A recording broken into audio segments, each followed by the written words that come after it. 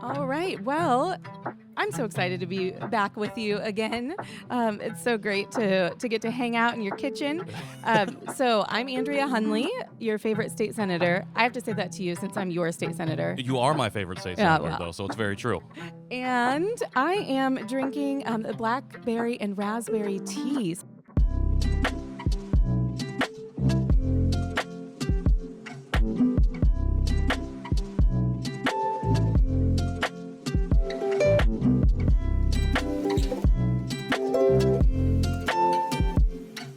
I always carry tea with me everywhere. Okay. Yeah. Has that always been a thing that you've done? Have you always been a tea drinker? Yes, and since I was teaching, I just would always have tea packets always with me, and I've always got them in my bag, Okay. my desk at the State House.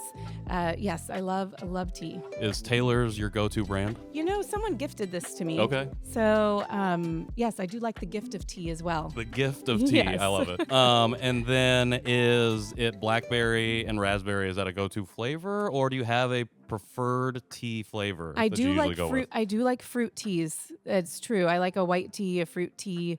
Yes. Okay. Which, some tea purists may say isn't really tea, so don't at me about that. But yes. I wouldn't know the difference. I'm a coffee guy. I have my coffee here out of the Nespresso. But is there a big difference? What's the difference in like the white tea or the non-pure tea versus the pure Well, some tea? people, like their black tea, that all of that.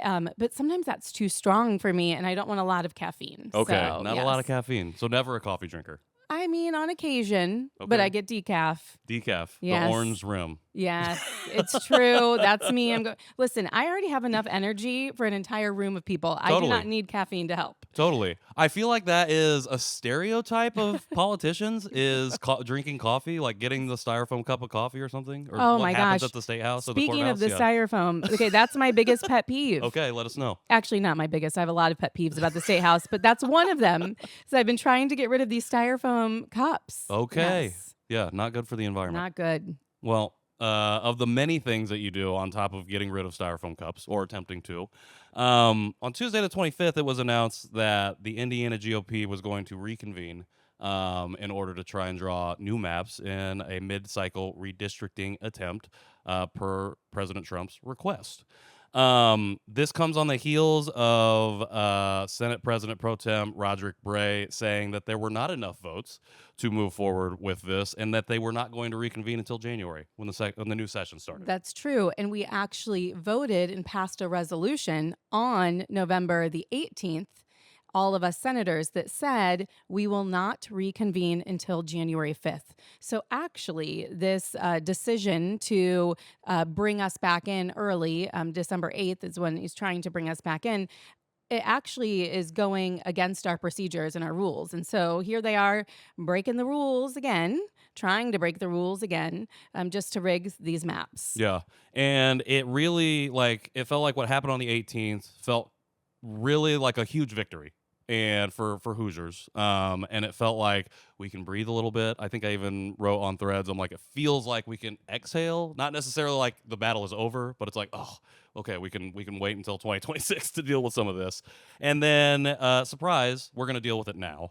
And so in this conversation, I think we want to talk a little bit about how we got to this point that we're at where we're trying to redraw maps mid-cycle. What does that mean in this moment? And then what can we as constituents do to make a difference?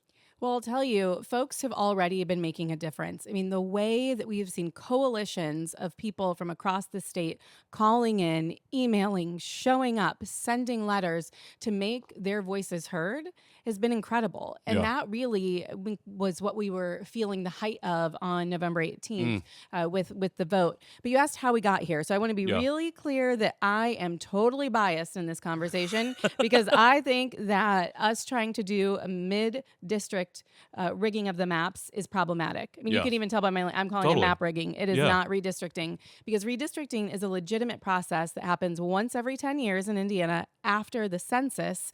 And then we have maps that are proposed. We have maps that then go across the state to different hearings so that the community members can come and speak on them. And then finalized maps are voted on by each chamber. And so when the last maps were voted on after the last census, they actually got an A rating here in Mm. Indiana. And if you look at the tapes, roll the tapes back, you can see our Republican colleagues all saying these are great maps. Sure. They are A maps. They, represent folks. They're balanced. They're fair. And what those maps entail are 9 congressional seats. So out in U.S. Congress in D.C., Yep. those 9 congressional seats, 7 of them are Republican seats held by Republicans, and 2 are held by Democrats. Now, there's been a call from the president, it happened back in August, and he said, hey, I want to grab those final 2 seats from Indiana and make it 9-9 red. And the only way to do that would be to redraw maps. Right. And so that's how we got here. And that comes off the heels of him putting the pressure on Texas to do a redistricting mid-cycle, which they did, which then triggered California to redraw their own maps, which has now led to Indiana. So something that we kind of talked about before we hopped on mic was how this doesn't necessarily feel like it has anything to do with Indiana, with Hoosiers. No, it has to do with D.C., completely with D.C. and who will have power, right? Sure. Because if you're the president, then you want your party to have a majority in the House, a majority in the Senate. And so that's the goal here, is that Trump knows he's losing popularity. He knows that his policies have been problematic for people. And so he knows that the only way for them at the 2026 election time to maintain a majority of Republican seats in the House is to steal them. Sure. Is to redraw maps, is to rig the maps. Because if you let voters just go to the polls, with the maps the way that they are now, they know that they're going to lose seats. Sure. You talked about how our 9 districts have already in 2020 been split up 7-2 Republican, Democrat. And since 2010, I believe, we have been operating under a Republican supermajority in both the Senate and then in the House in 2012. So they've already held the reins. Now we have a governor, and we've had the past 2 governors have been Republicans. So they already hold the reins of power. So if you can share, how do these 2 seats help them in any way? Well, that's a good question. And quite frankly, having additional seats in D.C. is not going to help Hoosiers, right? It's not going to help us right here because we're the ones making state policy. There already is a Republican supermajority, as you pointed out, for 20 years. And I would argue that in and of itself has been problematic, but maybe that's for another day. But we we haven't seen an increase in health outcomes. We haven't seen an increase in education outcomes. We haven't seen an increase in people having more money in their bank accounts, right? Actually, debt has increased. And so I would say that those policies really haven't been working for Hoosiers for 20 years. But the fact of the matter is that that's for us to decide here at our own ballot boxes. We are to battle that out with policy discussions, with debates, with forums, with all of those things here, not rig maps so that we get predetermined results. Yeah. And that's really, what's happening. And that will just help nationally. That's just going to help the president move his agenda forward. It does not help us on the local level. Sure. Something I've been seeing online a lot is, I guess I saw a quote from Mike Braun saying that we're doing this because we want fair representation for Hoosiers, which I already think is funny because we've been, I think, unfairly represented for the past 20 years. But then I saw a statistic that I haven't verified floating around that the state itself is 60-40 Republican, Democrat registered voters. So that is true. Yes, that's true. Okay, Yes. so ostensibly a fair map would be something that more accurately reflected our registration numbers. I love that you think that data matters in these decisions. I just think that's so wonderful. It's not just me. This is a lot of people online when I ask the question who are saying the exact same thing. Yes. And in fact, actually, on that November 18th Organization Day, when Senator Mike Young, Republican, got up to the floor to argue about redistricting, he actually said the same thing that you just said. He said, actually, if we were going to make it fairer, then we would create an additional Democrat seat. Mm. And I don't often agree with Senator Young, but that moment I wanted to give him a high five because it's true. I mean, and if you remember, in 2008, Indiana went for Obama. Yeah. And we say that because, as a reminder, that we are much more purple. Hoosiers are very independent thinkers. We are folks who don't want to be told what to do by Right. DC, I'll tell you that. And we want to just focus on, what matters for us. And I think that's what makes Indiana so unique. And so we often say, we're a purple state. Yeah. It's just that we haven't had voters turning out. Mm. Here's two other numbers for you. 101,000 registered voters in Marion County did not show up to the polls in the last election cycle, and over 300,000 Hoosiers across the state who were registered didn't show up. Damn. And that's a huge problem. Like, we have the ability to shift the outcomes of elections if we just show up. Well, I think probably one of the things influencing that is the maps themselves, the districts themselves. So can you give us just a little bit of an explainer on how like districts and maps can get drawn to shape the seats the way that they are, Yeah. and then like how that would disenfranchise someone who maybe was part of a different district who now finds themselves in a new one? So I think that my Senate seat is a perfect example. So during the last map redraw and the redistricting, Indianapolis gained a seat because we have gotten more folks who are now living here in Marion County, and so our Senate districts each have about 150,000 people in them. Okay. And that needs to be true across every district in the state. So that's why some Senate districts could take 2 hours to drive across, and you've got multiple counties in them. Mhm. And then others like mine, I mean, I can take the what will be the blue line across my district in 20 minutes and get across the entire thing. Yep. So some of us are much more compact. So what they did is they drew a brand new seat, which is now District 46 that I serve in. Woo. And it was seen as a gift to Democrats because this seat is about 70% registered Democrats, 30% registered Republicans, which means that it will be very, very hard for a Republican to ever win this seat. Sure.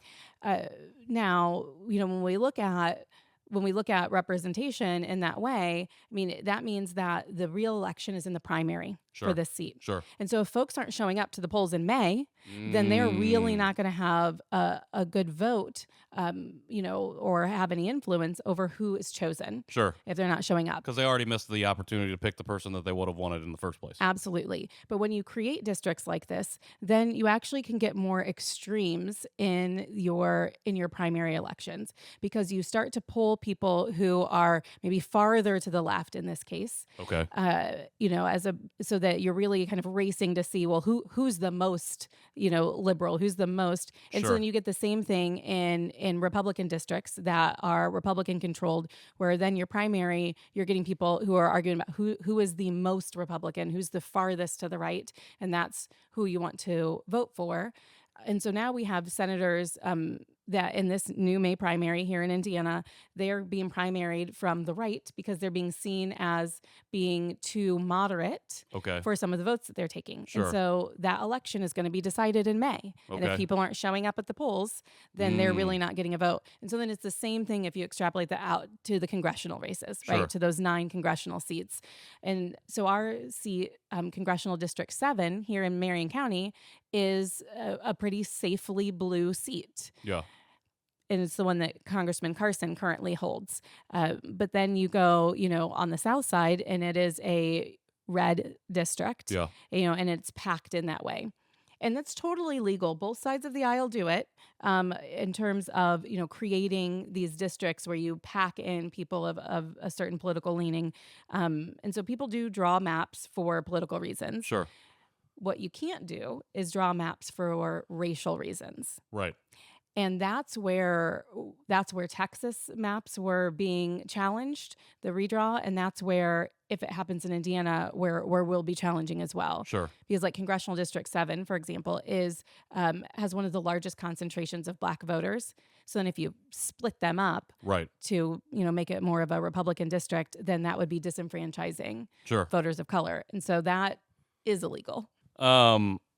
So I think even were we to redistrict or redraw District 7 and then which one is Frank Mervant? What the up District north 1. District Mhm. 1, and split those up. I have a feeling that they would probably still go to Congressman Carson, Congressman Mervant, and wouldn't really. Again, I think we talked about this, but wouldn't really have that big of an impact.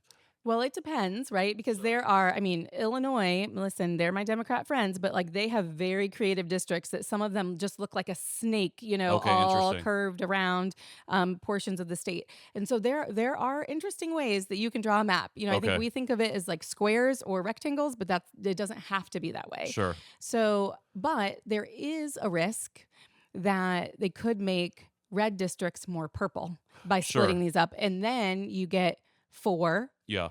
Democrats elected, which, could be interesting. And part of me wants to say, let's find out. Well, that was one of the things that somebody said was like, aren't they worried about the margins like now becoming more purple and potentially losing some of the seats that they already have in an effort to just gain 2 more? How do they expect to square that with their constituents? They don't have to. Okay, I mean, I think that that's exactly it. Because if you hear the reasons for redistricting, it has been everything from we're getting threats from the White House, so we have to do what they say, to this is going to save America because we'll be able to have a majority in Congress, sure, which that's not squaring with me. sure. No, To this is the real way to represent Hoosiers. I mean, all of these things they're just grabbing at excuses anything that they can say. because at the end of the day, we all know the truth, and it's that we're cheating to rig maps to Yeah. gain power, and that's it. So there is no justification. Everybody who's upset right now is very well within their rights to be upset. Absolutely. And should this, for whatever reason, go through, they should expect to feel that pushback from their constituents come May and then come November.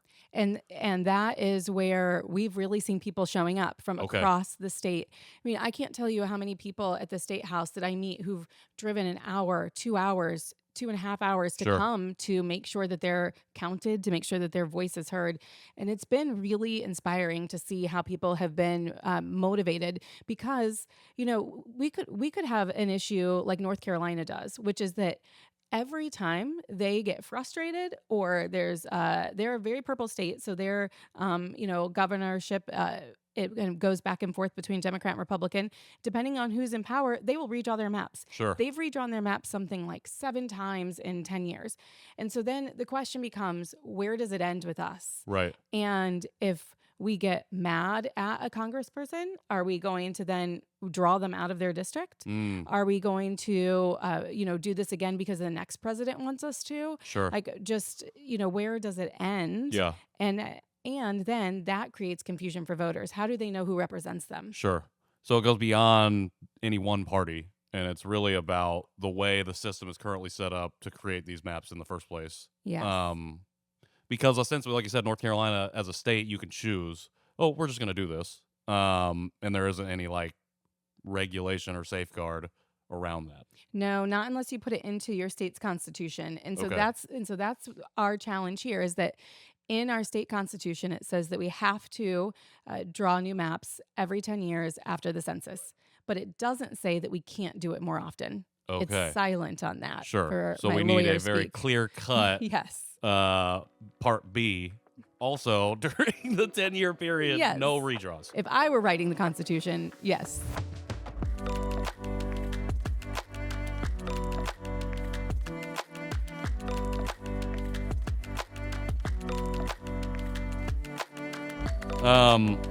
So, House is reconvening on the 1st. The Senate is reconvening on the 8th. How quickly would potentially the worst case scenario of this going through, how quickly would that go from the first to passage? The fastest that you could get a bill through in keeping the rules the way they currently are Sure. would be about 2 weeks. Okay. Yes. And so because it has to go through the House first. Okay.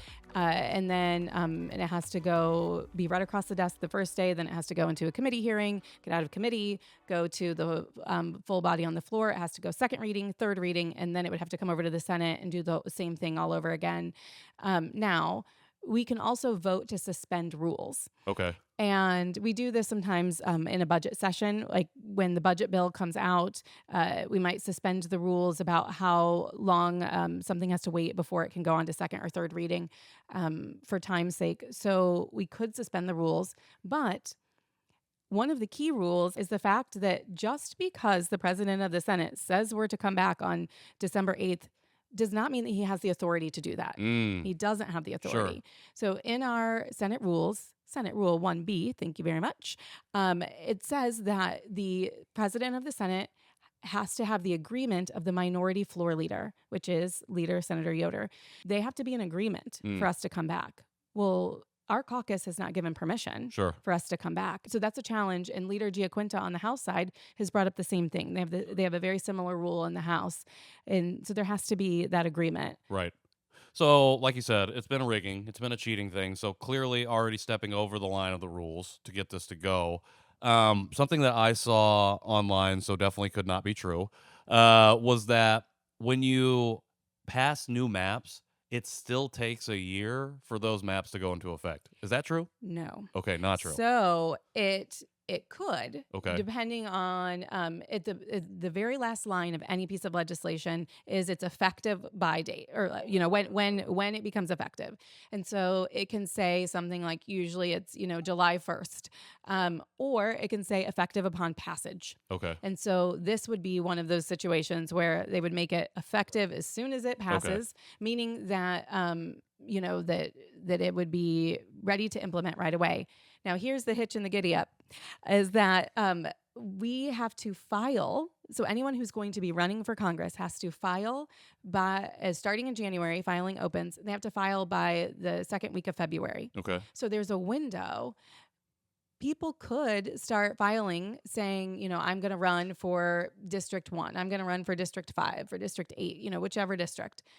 But then if those maps change, they might have to either refile because they could be in a new district, or they, maybe they don't live in their district anymore. Yeah. Maybe they, those wouldn't be the people they would represent. And so it could create some serious confusion. Sure. So there is a reason why they would like to get this done in December versus, open this up for a whole host of challenges in January. But while it clears it up for them, maybe, does it really clear it up for voters? And I guess maybe that's what they want to do, is make it more confusing. Actually, now that I'm thinking about it, the whole federal push has been to make it harder to vote. Yes. So that makes sense. To make it more confusing makes it, by extension, more difficult. And then how do you hold your elected official accountable if they're changing all of the time? Sure. Well, and then people can put out the argument, well, you didn't vote, so you don't have, your voice doesn't matter as much in this argument because you didn't exercise the right to say what you wanted to say. Yes. All right, so this is releasing on the 1st. The House is ostensibly in session at the moment as people are listening to this. And you just said, in 2 weeks, potentially, in a nuclear scenario, we could be seeing new maps coming out. Or we could see the Senate maintain its backbone and vote them down. All right. Which could also happen. That was going to be my next question. Yes. What are, as a person in on the front line, what is that work being done currently? You said they're clearly doing something that is illegal, it seemingly. So it seems like there could be potential roadmaps there, roadways there. What's that look like from the front line? Yeah, so a couple of best case scenarios where we could be working together, because the public pressure has been incredible and it has really changed the outcome. I mean, you have to think about this. Trump first asked for these maps to be redrawn in August. Yep. The governor called us in for a special session, which we didn't do. Right. At the end of, or in October. Right. So we have been able to slow this down with public pressure. And so that would be best case scenario. Keep that pressure up. Keep calling, keep showing up, keep emailing, keep sending letters. All of that matters. Yeah. Because we track every single thing that's coming in. The House could vote down the maps. There could be enough people to vote those down. There could be, we could deny quorum, meaning that there aren't enough folks to actually do business. Sure. But we do have a supermajority, challenge in both the House and the Senate, which just means that the House and the Senate both have 2/3 of their members are in the Republican Party, so they actually don't even need the Democrats to show up to do business. Right. And they could ultimately yes. override a veto from the governor because of that supermajority, yes, correct? Okay. Absolutely. And so that creates another challenge. Even if the House passes the maps, the fight's not over. The Senate could vote them down. Right. And it would be a long, pretty drawn out argument, I'm sure, and challenge and fight on the floor of the Senate. But they could vote those maps down. Okay. And so that'll be something that we would definitely need to have continued pressure on folks showing up, folks calling, making sure that they have public commitments from their senators of where they stand on the issue. And then that would be it. Because once a bill is decisively defeated, then it's done. Sure. And it's dead in the water. Yeah. So it has to be. Is there like a statute of limitations before you can refile a similar style bill? Yes. Okay. Yep. Forever, hopefully. Yeah. Wouldn't that be nice? Well, I'll work on that. I'll work on that amendment to some legislation. Yes. Okay. So there are options. There are definitely more optimistic opportunities than we might think. One might think. I'm the forever optimist. Sure. So, you ask 50 of us and you'll get 51 different opinions. But I'm the forever optimist. And I'll tell you, the thing that drives me the most crazy is when people say, Hunley, like, why are you even doing this work in Indiana? Like, isn't it hard being in the super minority? You know what? But like, sure, we could leave and go to Michigan. We could leave and move to Canada. But no, like, this is where the fight is. Yeah. Like, this is where I think that rational voices like mine are needed more than anywhere else. And I also love this place. I love this city. I want to represent it. And so that's, all of us should have that same drive, that same passion to say, no, we're here. We're going to make this place better. Yeah. We're going to fight to make sure that Indiana is fair. We're going to fight to make sure that we're well represented, and that's for all of us to do. Well, and like you said, we're a little more purple than people give us credit for. And you look at national news, it's always red when we're talking about Indiana. But again, those are outside perspectives. People here on the ground and people who have had the chance to talk to other Hoosiers know that, okay, well, there's a little bit more connecting us than there is separating us or dividing us. You talked about, like, it's important for us to keep calling, keep emailing, keep reaching out, secure that public commitment on no. Absolutely, yes. One of the things that I was looking up, because I want to make sure I'm giving out appropriate information, was like the most effective call strategy. So I saw like a list of potential like on the fence names and to call, and I was like, okay, those aren't necessarily people that represent me in my district. Does it make the most sense for me to call them, or do I just call the people who represent me? You need to call your Aunt Sue in Bern, and you need to make sure that she's calling her senator or representative. Like, that is really key. I mean, gotcha. So it does matter. One of the first things that I ask my legislative assistant when she said, you've got 4 phone calls today, they're about this, is, okay, who are they calling from, and are they my constituents? I mean, that's what we want to know. Gotcha. It matters. Now, that being said, calling the person in leadership, of course, everyone should be calling them. Right. Calling the governor's office, everyone should be calling there. And then when and if this gets assigned to a committee, you could also call the committee chair. Okay. So if it goes to the elections committee or the rules committee, or calling that committee chair. So thinking about who is in positions of leadership. Gotcha. But it really does matter for folks if it's their constituent. And the mail is a real thing. I mean, I've got several letters that, postcards that say, don't rig our maps, stop cheating. Seeing that right there, having it on your desk does make a difference. Yeah. It makes you pause. It makes you look at who it's from, what district they're in. And so that really, I think, is more powerful than the emails. Sure. So I would say letters, phone calls, emails. Letters, phone calls, emails. In that order. And phone calls are, I think, easy for people to do. Sure. Know that it's our staff who answer the phones. Right. So They don't get to vote on the floor. Right. So be kind. But calling them and asking them questions because they know how their senator or representative that they work for is going to vote. Right. And so asking them Yeah. is wholly appropriate. Yeah. I will say that I talked to some really nice people in Senator Bray's office who were very nice. And I'm like going in thinking that you're calling across the line, calling into enemy territory, worrying that it's going to be scary and it's going to be like a difficult conversation. And it's really not. No, Like, our staffs are nonpartisan and they are all lovely and work for all of us. So yes. Okay, so I want to ask you so letters, calls, emails. You And talked showing about up at the showing state up, house, for showing sure. up, being counted. You know that there was a pro redistricting rally at the state house on Organization Day. And my favorite quote about it was there were 11s of people that showed up.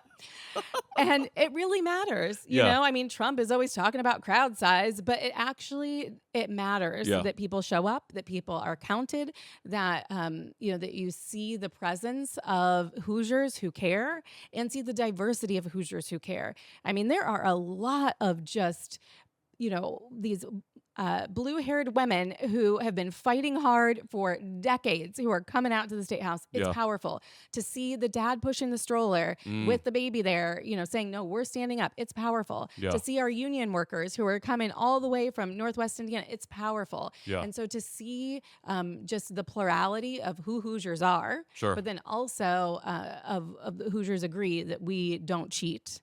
Yeah. It's important Yeah. that people show up.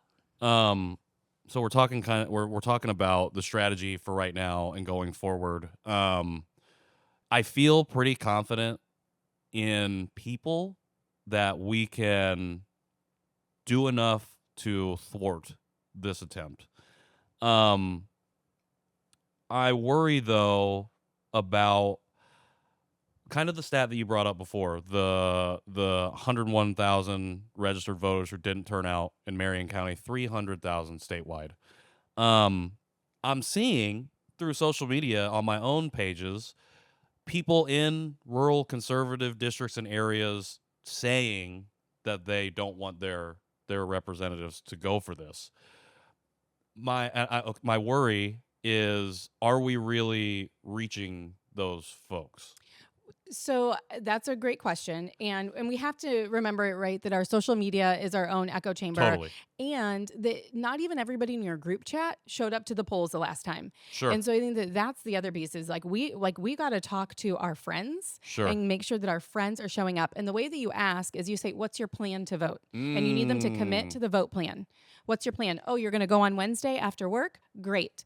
Send me a picture of your I voted sticker, right? We've got to hold each other accountable to voting and also make it inexcusable to not go. And if a friend, needs somebody to come watch their kids so they can go stand in line to vote, help out, right? If somebody needs a ride to go, help out. But when it comes to our friends in rural Indiana, one of the things that we need to make sure is that people have choices on their ballot. Sure. That's one reason why people show up. And so we need folks to run. We need folks to run for office. Okay. I'm in leadership in the Senate Democrat caucus, and we have been recruiting candidates from up and down the state because our goal is to have someone run in every single district. Sure. Wouldn't that be amazing? Yeah.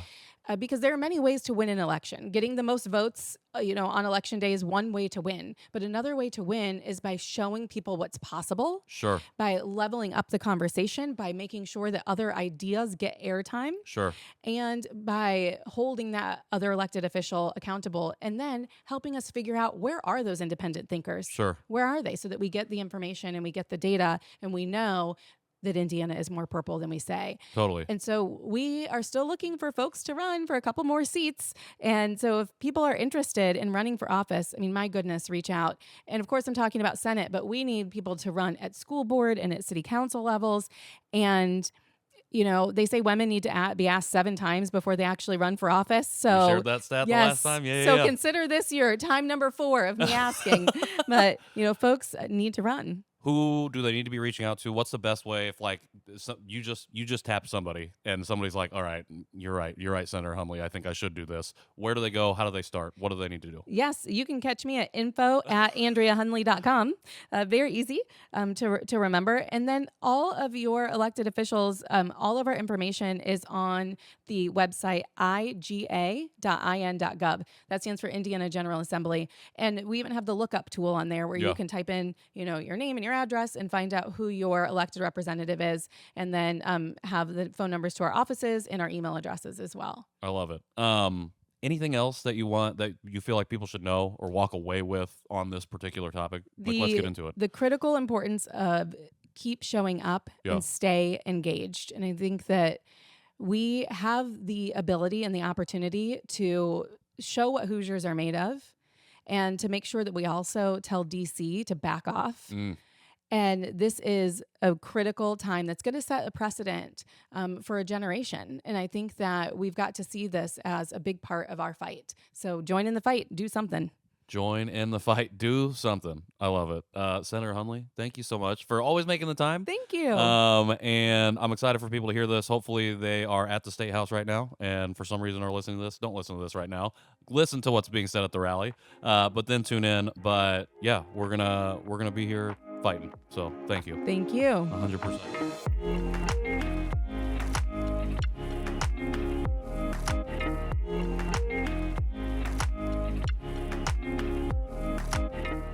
Shout out to Senator Hunley. Every single time I've asked her to come through, have a conversation on the show, whether it be the sit down in the studio, the interviews we did on Monument Circle, she has always said yes. And she has always shown up in the way that I always see her show up for stuff. And it is really inspiring to be able to follow along with her journey through politics as a politician, as a person, in addition to living in the same district, to be represented by her, in addition to literally living fairly close in proximity and getting the opportunity to get to know Ryan. It is just, she's awesome. And there's not really much else to say other than that. I do really appreciate everything that she shared in this conversation about the attempt to rig Indiana's congressional maps for the upcoming and potentially future elections. Beyond that, one of the big takeaways from this conversation, if you take away nothing else, is the importance of showing up, whether that be at the ballot box, whether that be for a candidate in your district, in your neighborhood, wherever you are located, showing up for their campaign in some sort of way, whether it's volunteering, whether it's applying to be a part of that, whatever that might look like, phone banking, all of those things. Whether it be at a rally or an actual protest or some other convening of folks, utilizing their voices, expressing their thoughts on what's occurring, and generally flexing our power beyond, again, the ballot box, but also showing up at the ballot box. So I wanted to drop 3 events that are happening this week that you can go to if you are interested. 2 in person, 1 virtual. These are specifically for folks in Indiana, but if you are listening and you are not located here, I encourage you to tap into wherever it is that you are and see what stuff you got going on. So if you're listening to this today on release date, the 1st, there is a rally happening from noon to 2 at the State House. So go check that out. If you are listening to this prior to noon, get downtown, go check that out. On Tuesday, there is a House committee hearing on redistricting. And so a few organizations like Mad Voters are organizing folks to pack out that hearing. That is at 7 p.m. at the State House. You can go to madvoters.org. I'll link it in the show notes. Madvoters.org/events, and you can check out those two things specifically for the in-person stuff. And then on Thursday the 4th, there is a virtual training. It's like a Know Your Rights training. And it's not a Know Your Rights training. It's more like a educational, informational meeting about what is happening right now in Indiana. So the 1st, the 2nd, and the 4th, Monday, Tuesday, Thursday, 3 opportunities to get involved. 2 in person, 1 virtual. If you are interested and you're thinking and you're wondering, what's the first step that I can take? These are 3 great options to just go be a part of. Doesn't mean you have to speak out specifically. It doesn't mean you have to sign up for anything specifically. It is just to help you get informed. It's to help you be in community in solidarity with other folks who maybe have been actively engaged a little bit longer, to see how other people are advocating, activating, whatever that needs to look like for you. I think these are 3 really great opportunities. Again, go to madvoters.org. Lots of other organizations involved, but that is where I pulled these 3 events. So 3 ways you can show up this week. Another thing that I talked about and that we discussed as being an echo chamber was a lot of things that I had heard from folks on social media, because in the past week I had been sharing a lot about the redistricting stuff that was happening, things that people were saying, generally just making comments about what was going on. And I had a lot of folks commenting on some of the posts. And so I just wanted to read some of the stuff that people were writing because it made me laugh. Here's one that made me laugh. How this absolute twat throws out delivering a 9-0 mid-census ultra gerrymandered map and then calls it fair representation, in quotations, is a mystery for the MAGA Kool-Aid chuggers. Braun obviously cares about one man above Hoosiers. What an asshat. Braun lives in the echo chamber of KKK rallies, and I hate that he is my governor every day. There is nothing fair about the maps you are forcing on the people of our state because you are such a patsy for the PDF file. Braun is the Trump turkey at the Hoosiers table.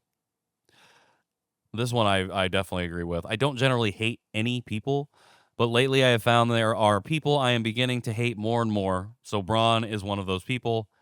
I hate Braun. I don't want to be hating anybody, just like hating for no reason, but I don't disagree. I don't disagree with you.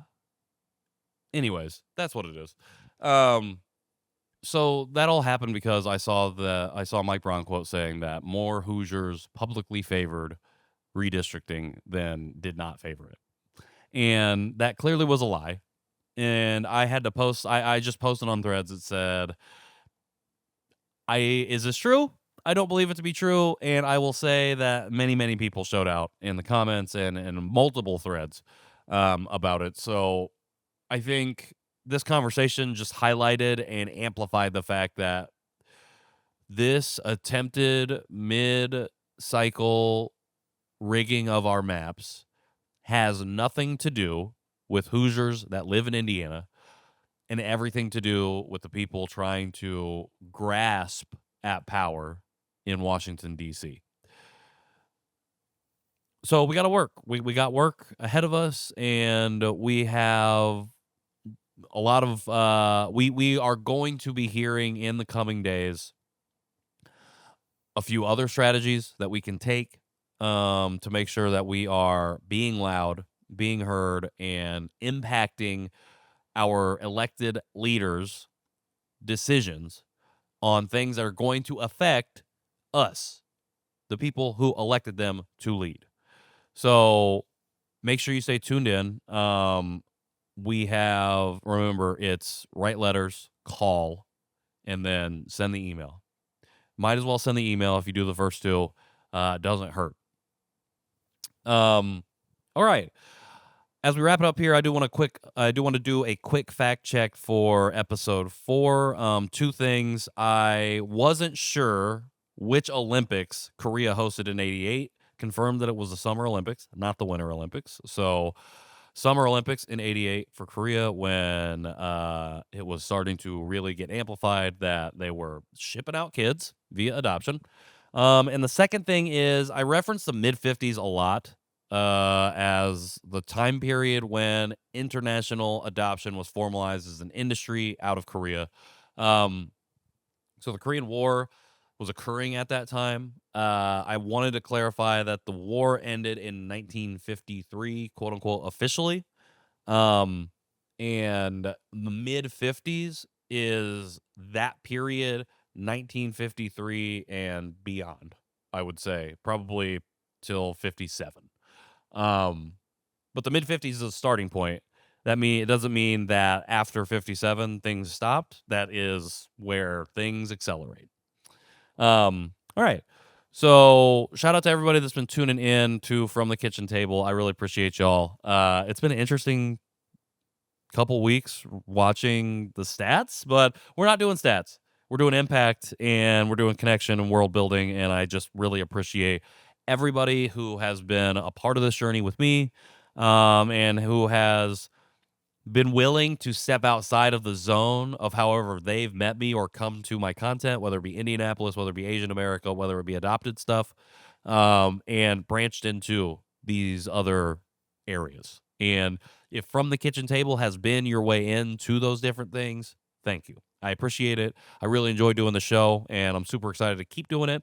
We got some really cool episodes and conversations coming up, cool topics to unpack.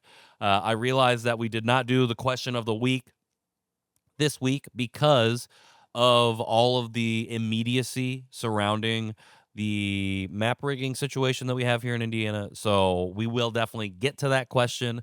I'm not porting it over to the question of the week for this week. We're going to revisit that one. But I will. So the question of the week this week is,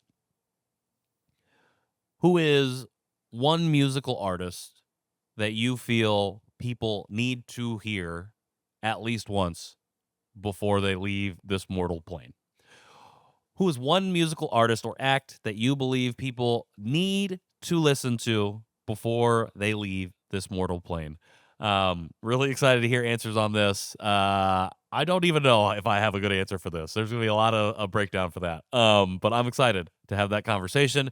My name is Patrick Armstrong. I'm the one that's doing all of this show. Shout out to Pixabay, the website that has, and all the people that upload stuff there. They provide a lot of the sounds for this episode. Shout out to Senator Hunley for coming through, and shout out to Mad Voters and the team over there for continuing to do a lot of this work, grassroots, on the ground organizing here in Indiana.